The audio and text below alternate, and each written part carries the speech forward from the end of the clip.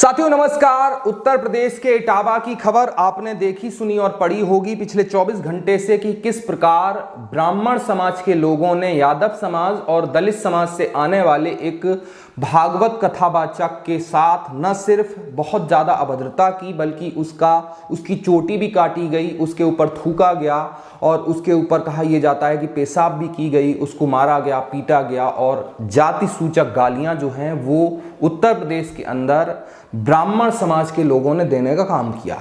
आज मैं इस वीडियो के अंदर आपको शुरू से लेकर लास्ट तक पूरी कहानी ए से लेकर जेड तक क्या थी वो आपको बताने जा रहा हूं। और कमाल की बात यह है कि ये जो घटना हुई है, जिस दांदरपुर गांव के अंदर ये घटना हुई है, कमाल की बात यह है कि जो मेरा पैतृक गांव है, जो मेरा पैतृक घर है, वहां से दांदरपुर की दूरी सिर्फ 1.5 से 2 किलोमीटर है। और मैं जब अपनी छत के ऊपर खड़ा होता हूं तो दांदरपुर के बहुत सारे घर जो हैं वो मेरे को दिखाई पड़ते थे। अब तो मैं वहां नहीं रहता हूं, लेकिन मैं दांदरपुर बहुत बार गया हूं, बहुत बार मैंने दांदरपुर के लोगों के साथ बातचीत की है।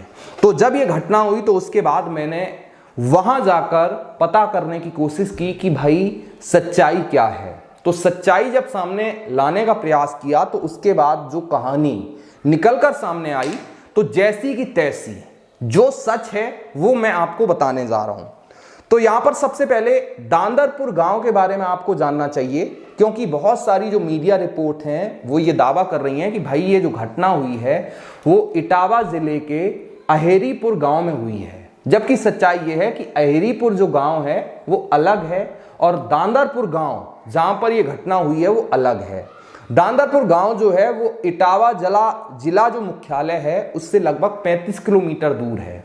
और दांदरपुर के आसपास के गांव जो हैं वो उरैंग है, पहाड़पुर है, बंसियापुर है, निवाड़ी कला है, अहेरीपुर है। ये सारे गांव जो हैं वो दांदरपुर के पड़ोसी गांव हैं।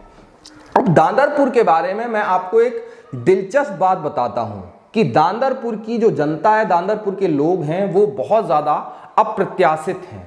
मतलब यहां पर कब क्या हो जाए, दांदरपुर के लोग कब क्या करने लगे ये कोई नहीं कह सकता है। मान लो आज दांदरपुर के अंदर भागवत हो रही है, कल हो सकता है कि उसी गांव के अंदर नौटंकी होने लगे और परसों हो सकता है कि उसी गांव के अंदर रामलीला होने लगे।